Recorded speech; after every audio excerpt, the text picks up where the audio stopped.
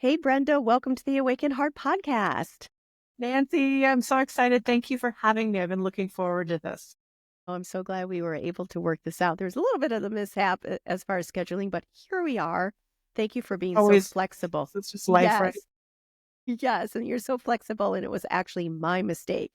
So here we are. You're coming from Colorado. I'm in Michigan, and you are glowing, as I said just before I hit record, because you just came off one of your fabulous retreats. You have another one coming up soon in October, but you just came off your fabulous Costa Rica retreat, and you were saying that you were able to have a lot of downtime for yourself and the other facilitators there. And I looked at the schedule and the itinerary. It just looks wonderful. Costa Rica. We'll go into later on what your offerings are, but I'd like to hear a little bit about your retreat and how you bring all these women together. The lady tribe, as you call it. This is almost like a culmination of everything that your book, A Lady in the Tribe, and then you have a subscription membership course. But this is like the retreats are the culmination because it's actually what you're talking about in your book and in all your programs, all coming together with all these wonderful women. Can you just kind of give a little highlight of your trip that you just Yeah, took? I'd love to. Absolutely. You are absolutely right. It is a culmination of everything I am passionate about. The book that I wrote a few years back kind of established me in the coaching industry as a midlife women's transformation coach. And with that, I've always been big on girlfriends. I mean, ever since I figured that out, that was what was missing in my life again. And I created retreats for my girlfriends for many years. And I would always hear from other women they'd see our pictures on social media. "Oh, that looks amazing. I Mm-hmm. need that. I want to go. How do I do that?" So that's kind of how just the, you know, seed of the whole thing started. It was like, I wanted to be able to share these important experiences with more women and help women on the path of their midlife transformation. Our lives have us really kind of pigeonhole into our roles as wives, mothers, and even our career can be so overwhelming and demanding that we kind of go all in. And we have this way of just putting the blinders on and focusing on everybody else and everything else and neglecting our own self and our own self-care. And so I love to bring the women back together to kind of ignite their spirit again, Mm-hmm. figure out what they're passionate about, because a lot of times they don't even know anymore. We're told what to think and what to do and what to say, and things are coming at us all the time. And over the years, we've just kind of buried our why, what really gets us going and why we do the things we do. And throughout our weekend retreats and week-long retreats, we just peel back the layers of that Mm-hmm. onion together in a very supported, Mm-hmm. non-judgment zone, you know, community of women, our tribe. So that's a little bit about it, and Mm-hmm. love just supporting women in that way. Wonderful. How many ladies did you have on this retreat this We time? had a total of 12 Oh, that's in Costa perfect. Rica. And we try to keep it an intimate size, Yes. anywhere from, 10 to 20-ish, kind of Hmm. that's the sweet spot. That's really nice because it's more intimate and each lady can really get to know each other and leave with lifelong friendships. And now, is it a diverse group from all over the world, or did you have more so from, the United States? Where were a lot of your ladies in from? We have mostly been from US, but Hmm. from sea to Hmm. shining sea, absolutely, Wonderful. for both retreats. We have had some Canadians come to Breckenridge a few times, but yeah, we want to be worldwide, wide and global destinations, but mostly it has been US so far. Sounds wonderful. I want that glow that you have Well, you because should I join know us. I would love to. I'm looking at this. I'm like, oh, this looks good. I could really use something like this because I know after coming back from events, you're just like walking on air.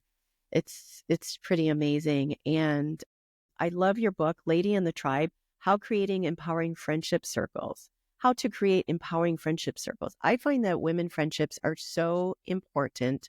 I've been lucky because I've carried a lot of mine through decades. And I find I've moved a couple times recently, and it was really hard initially to not have the friends that I've had for decades and a long time. We're still friends, but as we get older, everyone gets married and they move away, they create their own families, and then you don't get to see them anymore. So there's time for new friendships. And I find a lot of times I'm finding one of the great places to go right now for me is like I've gone on Bumble BFF. I just moved back to Michigan. I'm like, I just need some good girlfriends to go and do a few things and enjoy my being back in my hometown. And, you might meet with a couple. It's like dating, and then you don't necessarily click with some. But now I have at least 3 good girlfriends that I'm able to get together and do more things with. So you mentioned how building deep connections with other women creates a tribe of support. It really does. And as we enter this midlife, as which a lot of us are going to at some point, whether we're there or not, things change so much in our environment, our marriages, our kids, we're empty nesters, we're re-examining, our purpose in life and what we really want in our life. We've been so busy raising family, we've been so busy with our careers, and now it's our time. And you had lost yourself over the years, and that's what inspired you to write this book because you became lonely and your friendships had all become superficial. We need deep friendships. So, can you share your personal journey of feeling lost in your roles and how you found your way back to yourself? Oh, I'd be happy to, Nancy. Thanks for asking that. And, as far as midlife, I don't think it's a number at all. It's an experience level. It's a maturity level. It's, a readiness to embark on, whatever's next for us in our life. So that can happen, over 20, 30 years. We can all consider ourselves in that, genre there. So anyway, my experience was I used to have a lot of friends. I've always been kind of the social coordinator, the one that makes things happen and pulls things together. And there had so many things, in high school, college, and after college, even when I just got married. And by the way, one statistic says that when you get married, that's the biggest drop in friendship you'll ever have. And you think you're bringing 2 families together, 2 friendship groups together, and whoa, it's all going to be bigger and better. Well, that's when all of our lives, just like you said, start going in different directions. And it really is, not intentional, but we start losing touch with many friends, losing some altogether, and some of them just become less and less available. So that's, when I became a mother, I just really started to let myself go. And I don't mean the weight gain and the yoga pants every day and the makeup free look, even though all of those things did happen. But what I mean is I just slowly started letting go of my stuff, my passions and the things that lit me up. Instead of hiking, I would make sure the kids were doing activities. Instead of art or pottery or writing, I would make sure the kids were all in their art classes and being developed. And instead of my friendships, lunch dates, breakfast, happy hour, it was play dates. I mean, really for decades, and nobody asked me to do that. Nobody asked me to let go of everything. It's just something that I was compelled to do as a mother to be the best mother ever. When I became a mother, I actually told people that my purpose in life is, now I know what my purpose is. My purpose is to raise this child to make a difference. And I still believe that, but that was it. Like I thought, when I do this, check. That's the big check. We go through our lives with all the check marks. High school, check. College or school, whatever, check. Get a career, check. Get married, check. Buy a house, check. All these things. Hey, in midlife, at the end of midlife, when our kids are launching into their next chapters, we've checked all the boxes. And that's where I felt back about 8 years ago. And I was just kind of wandering around in this, what I call midlife funk, where I was just like, outside looking in, everything looked great. I had it all. If you really wanted to look at it, why did I have this like icky feeling of dissatisfaction in my gut? I I had so many things to do. I was over, calendared with everybody else, other people's priorities. I didn't want to do any of it anymore. I could hardly get myself out of bed. I started just asking the universe, what's next for me? What do I do? My kids are leaving soon. And I had this total panic moment because I started creating moments as they were leaving and heading out to school. I wanted to let's do this and let's do this. And let's create this memory and all these things so that maybe they'll just come back. But anyway, I floundered terribly. And it was probably the worst period of depression in my life. And I couldn't understand it. I actually wrote a letter to the universe asking, hey, you know what? I believe in the law of attraction, and I believe in putting down my resistance and allowing and setting my boat in the water and going with the current, and it'll take me where I need to go. But I feel like I'm in the middle of a lake with no current, or I've been dropped in the middle of the ocean and the only way out is to row, and I don't know which direction to go. Mm-hmm. Help, I want to live a life of passion and fullness again. I want to get excited about my life again. And, my letter was out, and, things don't always come right away back to you. No, they don't. But I did started Googling what's wrong with me in midlife. And that's when I kind of started seeing the theme of loneliness. And you could have never convinced me, Nancy, that I was lonely back then, right? Surrounded by people 24/7, hundreds, if not thousands of friends in social media. How could it's a disconnection of yourself? Yes. Nobody really knew me anymore. No, they saw the holidays and the new cars and the, pets and funny stuff and positive memes and all that great stuff. But I didn't post the muck of the reality of my life, my worries, my fears, my failures. And those are the things that will connect you, as I'm sure you've learned later on. Yes. Is that vulnerability, is the struggles, is what another woman can see within themselves. Absolutely. And that's what I had lost with the friends that I did have. It had all become so superficial. I just stayed connected with a number of my high school and college friends, but it was all very superficial. And I just made a decision when I figured out this must be it, that I have got to change this. And I started reaching out to friends that I hadn't seen for a long time. The ones you see once a year and you go, we should get together soon. And then you don't. And you never do. And I said, I've got to see you. I miss you. Can we have lunch, please? And they all said yes. I mean, the handful that I reached out to. And it was like, I told them where I was at and what I was feeling and what I needed. And they said, wow, you're describing me. I need that too. And that's kind of what inspired the book. And since then, everything.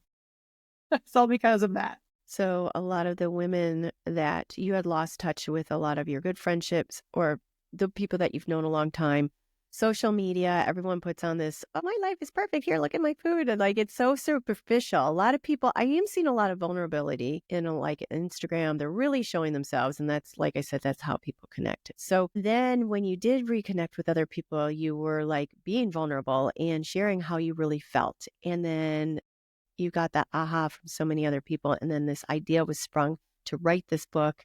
And look at you, you have retreats now, you have all these different programs, all these amazing speakers. I think that's pretty incredible. So you wrote this amazing book. That was the first step. So you started writing this book and then you created everything around that. So that inspired you to write this.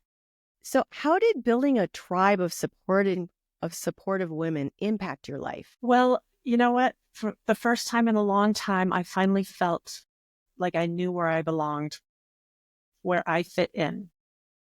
And that sense of security, having people in my life who knew me, the good, the bad, and the ugly, and loved me anyway, was the reason I could take big risks, and do some crazy things, which we won't even go into today, but start coaching, transfer my, education in training and development from the corporate world to women I wanted to help people. I wanted to help individuals who I believe, women, I believe, and the Dalai Lama agrees with me, by the way, that the world will be saved by the Western woman.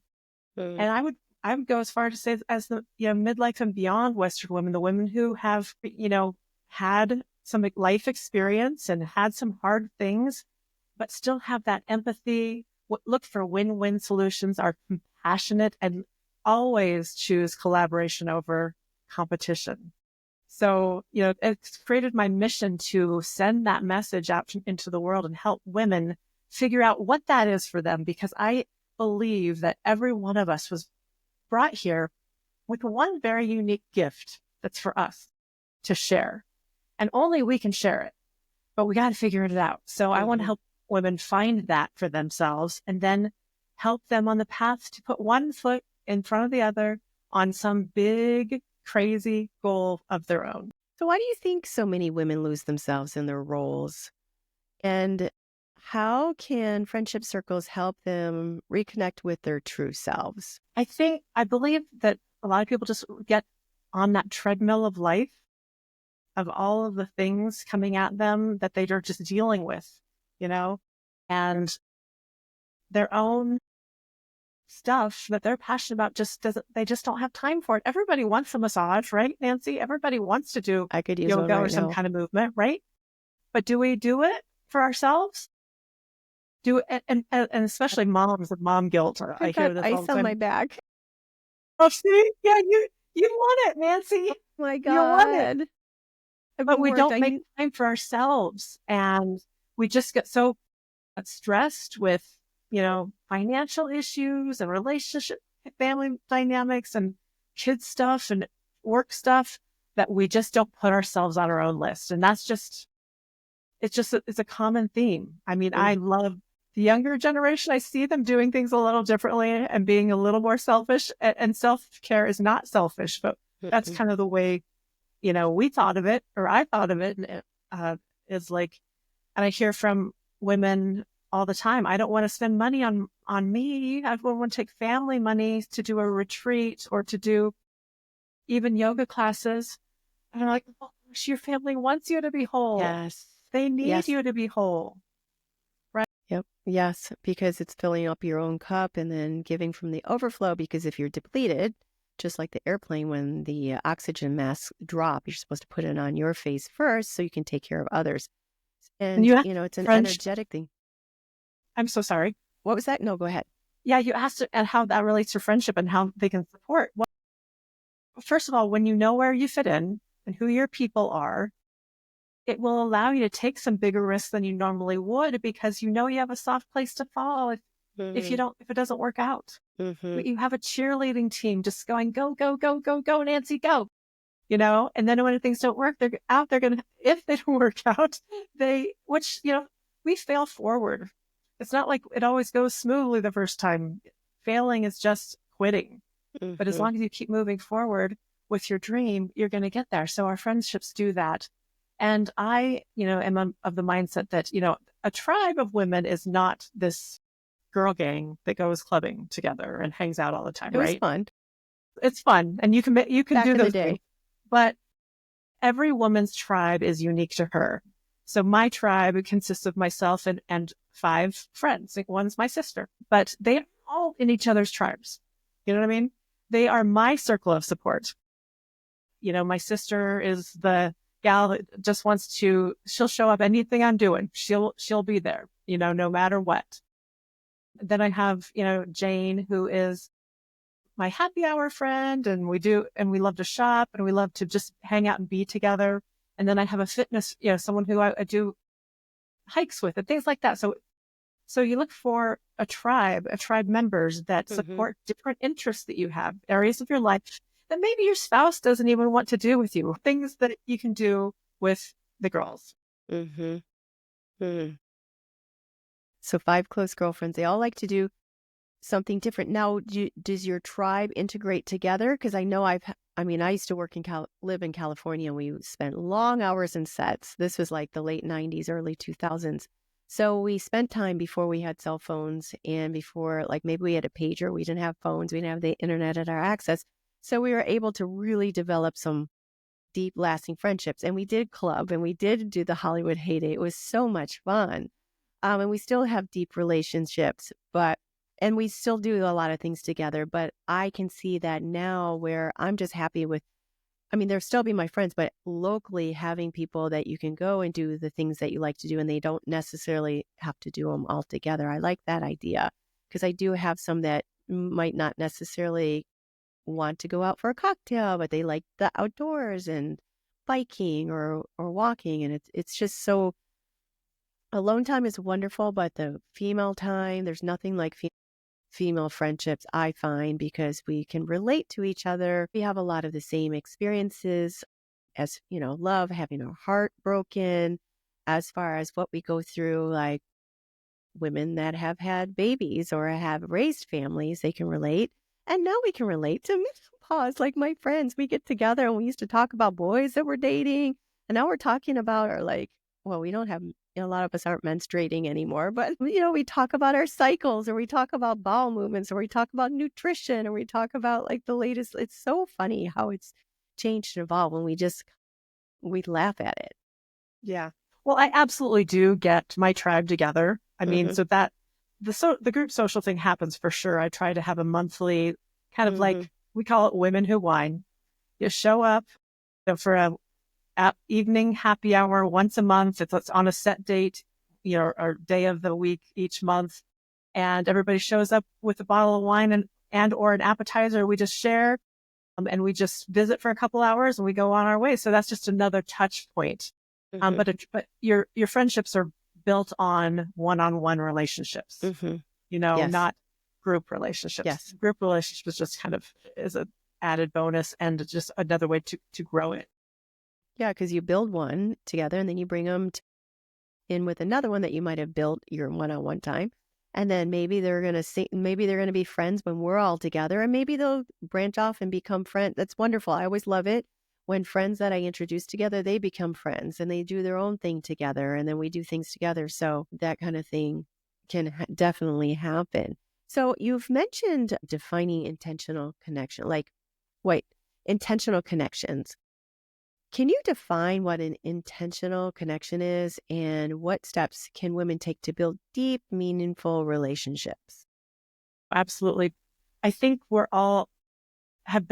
all been victim at some point to the myth that friendship should happen organically. You've heard that, right? It Hmm. should just happen, Yeah, we should just, you have to work at it. yeah, but no, you absolutely, that doesn't, nothing's wrong with you if you're not finding friendship organically. That's not what we do as adults. As Mm. adults, you actually have to make an effort.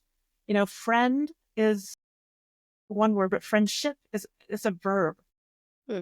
Person, place, or thing, friend. A verb means it requires action. So you add the ship to the friendship. It means you have to keep it moving. You need to do something to propel it. So being intentional is like setting those dates, together and protecting that time together and making sure your friendships are a priority. Your friends are the family you choose, and they are the people in your life who love you, but they don't need anything from you, like most other relationships that we have in our life, right? Our Hmm. family loves us, but they frequently need something from us. But by intentionally finding friendships and building those connections, we have that support person in our life that just appreciates us. And that's why we're in their Hmm. life. And that's why they're in our life. Right. Hmm.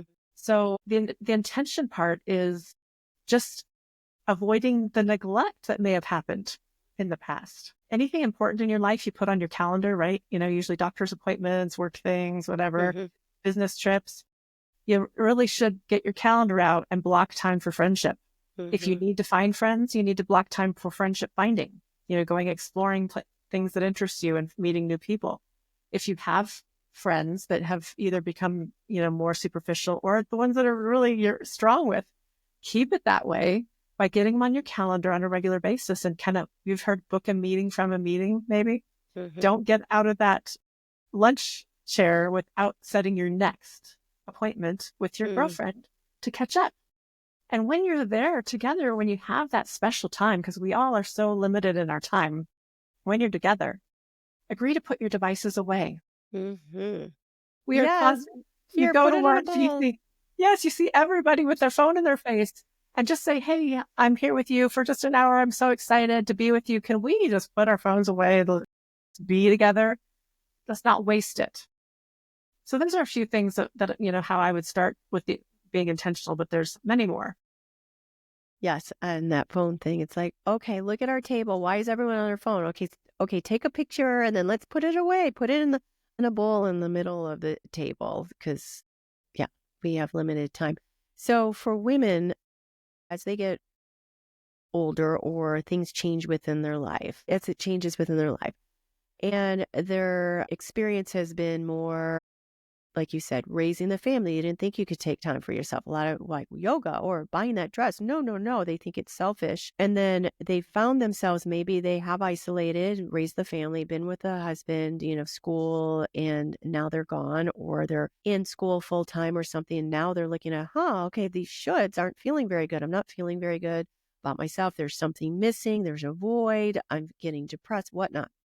So as far as finding friendships, new friendships, what advice would you give? And where is a good place for them to go in order to start seeking out new friendships that might, help them blossom into their new life that is laid out before them now since things are changing so much in their life? Right. Well, you said a great word, go. That's the first Mm-hmm. step. You Mm-hmm. have to get off the couch, get out of your Go. house and go out somewhere and get away from your screen and away from social media and find things that interest you. Something that maybe you've let go of. What did you love to what you used to love to do before you BC, before children and career? What did you love to do that you haven't done in a long time? Was it art, dance, aerobics? They don't even call it that anymore. But what drove you and interested you? Find groups that do that, hiking or bird watching or anything. Find a group and just start showing up. A great resource is Meetup. There's all kinds of meetups all over the world where you can find people that are doing things. Just go in there and search for things that you are interested in. Find a group locally that does those things. Show up at least 3 times because the first time is kind of awkward and everybody's kind Yeah. of nervous about that, right? And it doesn't feel that great, to be honest. And then the second time, okay, I'm starting to recognize a few people. Third time, you're part of the group. And that's when you start really, making stronger connections. And when you're out in new groups and new situations, this is my fast track to friendship. And it's so simple.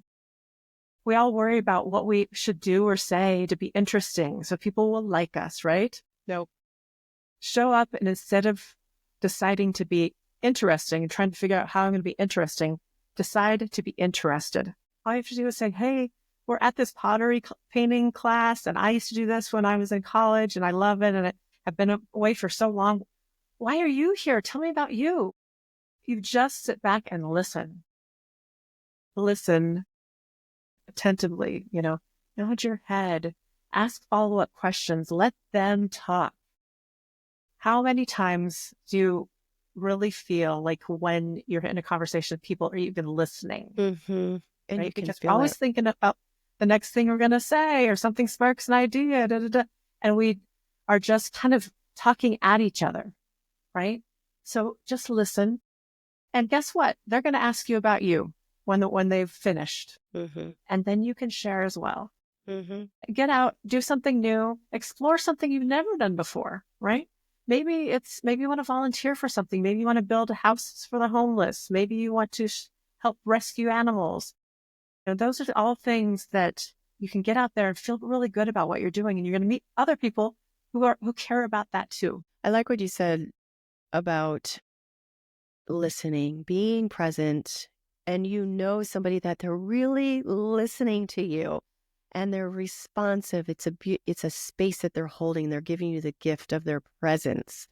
And I don't find that often. And when you do, you hold on to it because some of them are just waiting for the next thing, or there's somebody you say something and then they don't even respond to it. They're just putting their input about their experience about what I'm talking about without even like, oh, well, I did. Did you even hear me?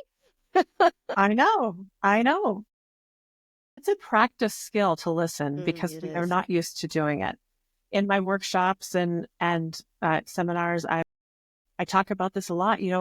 When we do breakouts and we share with each other, the role of the listener is just to actively listen. Do not offer advice.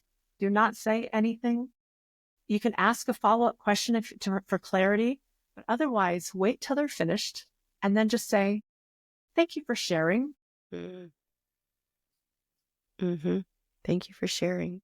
It is hard As to do that. Yeah, because as women, we want to, I mean, we want to fix things. We want to help. We want to give our advice from our perspective. But did they ask for it? They're trying to share. And I've heard sometimes it's best to say, well, how would you like me to support you?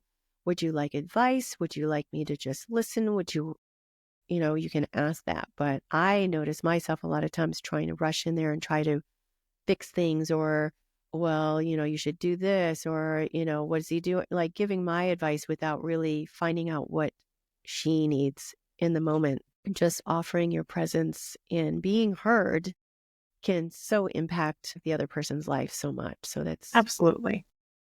the beautiful gift of the presence. Yes. So what are some challenges that's common with women? What are some of the common challenges that women face when they're trying to build empowering friendship circles? And how can they overcome them? Well, I think it starts with fear, fear of being weird. Say, hey, you don't really have any friends and you've got a few social media connections that are local. Why don't you invite them to meet up for coffee? Oh, that'd be weird. That'd be weird. It's uncomfortable. Fear of rejection is another big one. So I think most of the things that are holding people back stem around fear. Also being just overcommitted in other areas, other people's problems and projects that you don't have time for friendship. And you have to address that and fix that if it's important to you, and it should be important to you. There's the fear of sharing too much with someone who can't hold that information correctly, that maybe past betrayal of a friendship really jades you for feminine friendship. So that's something that we have to work through because we've all been hurt in a friendship that we didn't set up correctly with the correct boundaries and the correct conversations of being confidential and what that means and what that looks like for you. If it's not set up, a lot of times things are shared that aren't meant to hurt us, but it hurts us because it's holding confidence, and that's what we thought it to be. All about expectations and setting up right. But if we've been hurt, we can't just exist there and I'm not going to be friends with women anymore. I only have guy friends. I've heard that. We have to work through it and figure out how to get past it and also how to set up friendships that you can grow in confidence and depth and meaning and be completely authentic. Yeah, it's the fear that's stopping a lot of women and how important it's important to have vulnerability. So how important, I think this is so key. We need to be vulnerable. Because when we're vulnerable, it's really powerful. It's actually a feminine quality. How important do you feel that is in creating and maintaining meaningful relationships? Well, I think it's absolutely essential for your tribe. You're not going to exist on that communication field, which I call the confidant with everyone, the world, maybe, but with your tribe, you need to be able to have that level of trust to be vulnerable. And vulnerability is really a dance.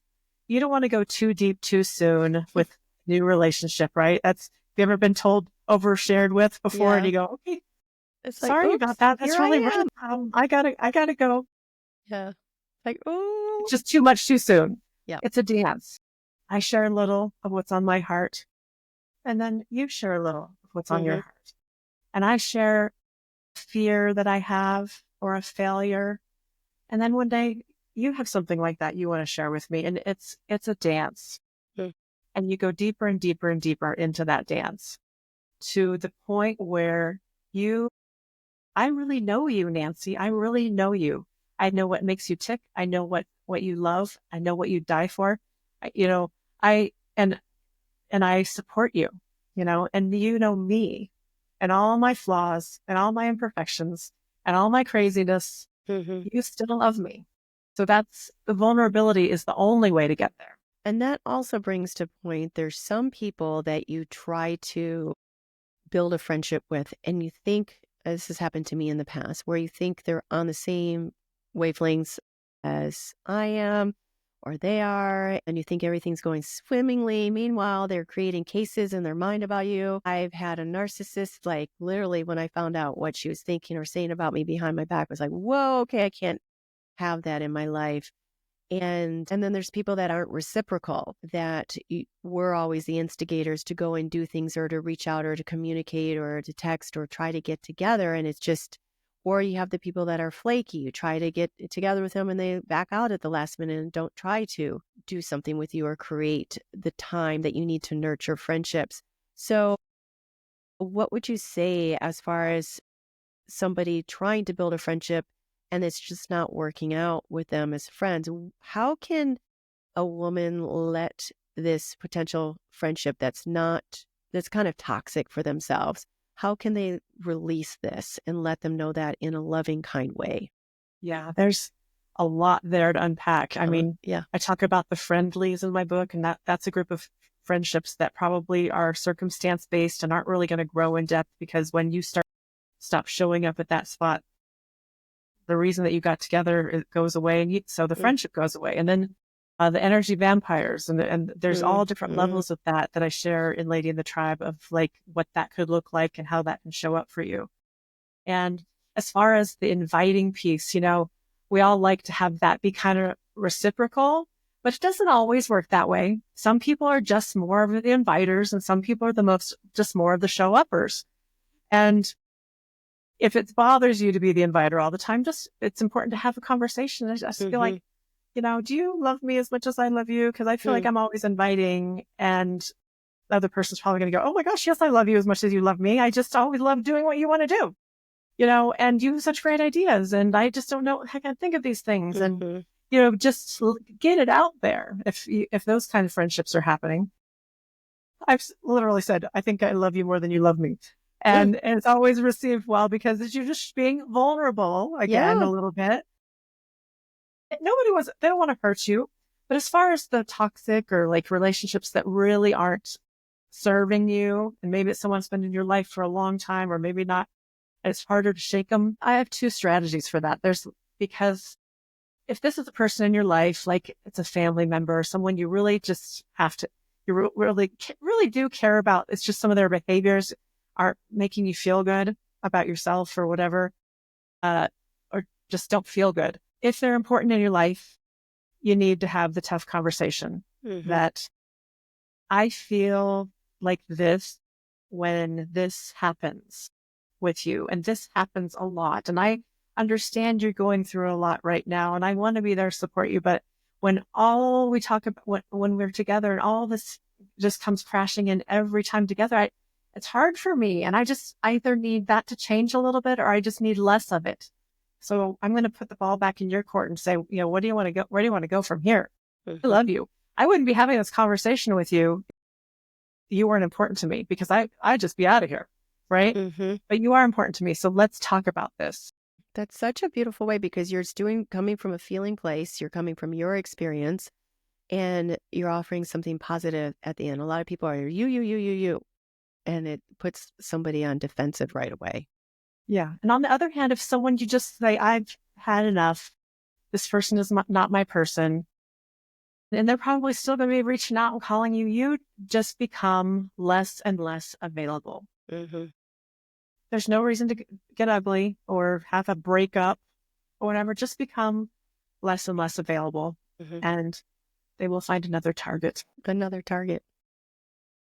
Yeah. I had an instance where, being vulnerable, moved back to town, somebody I've been friends with since I was probably 4 years old, years worth of friendships. I mean, I don't expect her to drop everything after I've been gone for 26 years, but I had hoped to have seen her a little more, at least instigate some get-togethers. The last couple I tried to, and it had been months since we saw each other. So I expressed that in a text message in a nice way, and I didn't get a response. And so 2 weeks later, I called just to make sure that it didn't get lost through text. Like, I wasn't mad. I was just like, I is the friendliest way and da da da. And I never heard from her again.